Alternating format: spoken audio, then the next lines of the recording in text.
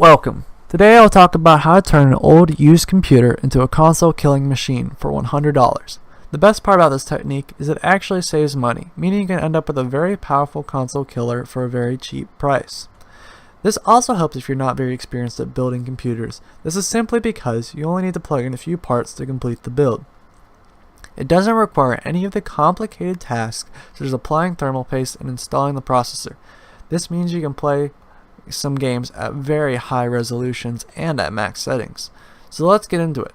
First, to start off, I prefer old used Dell desktops. This is because they tend to have a good motherboards and a good processor for all around $40. Now I'd recommend maxing out the RAM and finding what is already in the system and then going online on eBay and finding more of it. This will most likely be around $5. Anything more than that I would highly not recommend paying for. Finally, I would go through and add a larger hard drive for $5. This can be around 180 gigabytes to whatever you feel fit, but it all depends on how much you're willing to spend.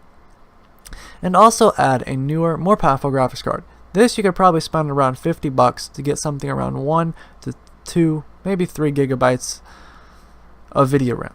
The next thing you do is clean up the build. Without a doubt, the build will be dusty and dirty from being so old. So going ahead and cleaning it up will go a long way.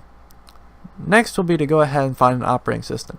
To get the very best out of your gaming PC, go with either Windows 7 or Linux, both which are very lightweight and won't affect your gaming experience dramatically.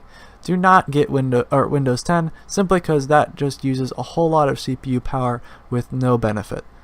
Optionally, you can add a small 16 to 32 gigabyte SSD for just the operating system. This will completely change your gaming experience and allow your computer to boot up much faster and run much better.